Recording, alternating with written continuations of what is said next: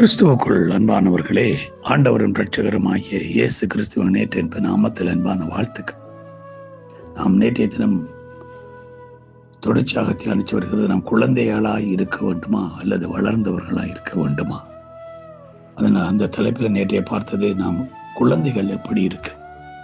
குழந்தைகள் பொதுவாகவே நமக்கு தெரியும், அது பலவீனமானவர்கள்.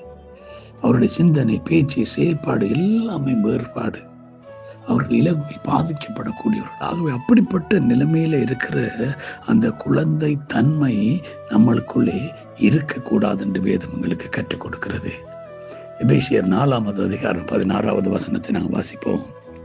நாம் இனி குழந்தைகளாயிராமல், அப்ப நம்ம இனி என்ன செய்யக்கூடாது? குழந்தைகளாய் இருக்க முடியாது. நாம் இனி குழந்தைகள் அல்ல என்ற குழந்தை பருவத்தை தாண்டிட்டோம். 2ஆம் கட்டம் என்ன செய்யணும்? நாம் மனுஷருடைய சூதும் வஞ்சிக்கிறதுக்கும் ஏதுவான தந்திரமுள்ள போதகமாகிய சகல விதமான காற்றில் அலைகளை போல அடிபட்டு அலைகிறவர்களாயிராமல். அப்ப நம்ம என்ன கூடாது? இனி சத்தியத்தை சரியான முறையில கற்றுக்கொள்ளணும். வஞ்சிக்கப்படக்கூடாதபடிக்கு, நாம் ஏமாற்றப்படக்கூடாதபடிக்கு, தந்திரங்களில் வீழ்த்தப்படக்கூடாதபடிக்கு நாம் என்ன செய்யணும் என்றால் உறுதியாய் இருக்க வேண்டுமானால், அலைகிறவர்களா இல்லாமல் நாம் உறுதி தன்மை உடையவர்களா இருக்க வேண்டும் என்றது தேவனுடைய எதிர்பார்ப்பு. அந்த உறுதியில நம்ம இருக்க வேண்டும் என்ற என்ன செய்யணுமாம்? அன்போடு கூட சத்தியத்தை கை கொள்ள வேண்டும். அல்லேலூயா. அன்போடு நம்ம ஆண்டவருடைய வார்த்தை விரும்பி நேசித்து அந்த சத்தியத்தை முதலாவது நம்ம கை கொள்ள வேண்டும். ஏன் சத்தியத்தை கை கொள்ள வேண்டும்? அதனால் என்ன நடக்கும் என்றால், தலையாகிய கிறிஸ்துவுக்குள் நாம் எல்லாவற்றிலையும் நாம் வளர்கிறவர்களா இருக்கும்படியா படிச்சார். அப்ப ஆண்டவர் என்னத்தை எதிர்பார்க்கிறார்? தலையாகிய கிறிஸ்துவுக்குள் நாம் வளர வேண்டும். நமக்குள்ள ஒரு வளர்ச்சியை ஆண்டவர் எதிர்பார்க்கிறார். நாம் ஒரே நிலைமையில் இருக்கிறது அவருடைய எதிர்பார்ப்பும் அல்ல, அவருடைய விருப்பமும் அல்ல. நாம் குழந்தைகளாகவே இருந்து குழந்தைகளாகவே சாகிறதில் அவருடைய விருப்பம். ஆகவே குழந்தைகளாக ஒரு கிறிஸ்துவுக்குள் இருந்தால் புது சிருஷ்டி.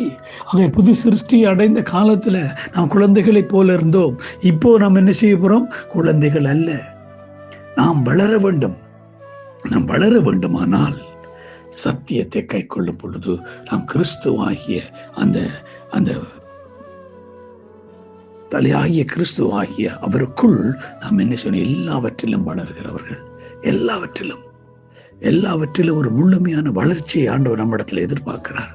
நாம் அப்படி எல்லாவற்றிலும் ஒரு முழுமையான வளர்ச்சி அடையவர்களாய் இருக்க வேண்டும் என்பதுதான் ஆண்டவராய் இயேசு கிறிஸ்துவனுடைய எதிர்பார்ப்பு. பிரியமானவர்களே, அதனால்தான் ஏசாயா புத்தகத்திலே அங்கு சொல்லப்படுகிறது, 29வது அதிகாரம் 9வது வசனம், அவர் யாருக்கு அறிவை போதிப்பார்?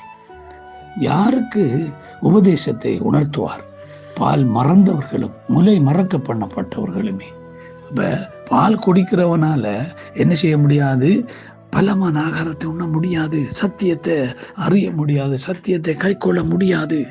அதனால தான் சொல்ற, பால் மறந்தவனுக்குத்தான், முலை மறக்கப்பட்டவனுக்குத்தான் சத்தியத்தை போதிக்க முடியும், பலமான ஆகாரத்தை கொடுக்க முடியும். இன்றைக்கு நீங்கள் நானும் பலமான ஆகாரத்தை உண்டு கிறிஸ்துவுக்குள் வளர்க்கிறவர்களா இருக்கிறோமா? எல்லாவற்றிலும் கிறிஸ்துவுக்குள் வளர வேண்டும். நம்ம எல்லாவற்றிலும் கிறிஸ்துவுக்குள் வளர வேண்டுமா இருந்தால் நாம் யார் என்றதுடன் நம்ம இனி குழந்தைகள் இல்லை, நாம் வளர்கிற முதிர்ச்சி நிலைக்கு நோக்கி போகணும். அப்ப நம் சத்தியத்தை கை கொள்ள வேண்டும். அப்படி கை கொள்ளும் பொழுது நிச்சயமாக நாம் எல்லாரும் வளர்கிறவர்களாய் மாறுவோம். ஆமேன். அந்த வளர்ச்சியை தான் கர்த்தர் நம்மிடத்தில் எதிர்பார்க்கிற பிரியமானவர்களே. கர்த்தர் தாம் ஒவ்வொருவரையும் அவருக்குள் வளர்கிறவர்களாய் மாற்றி ஆசீர்வதிப்பாராக. God bless you all.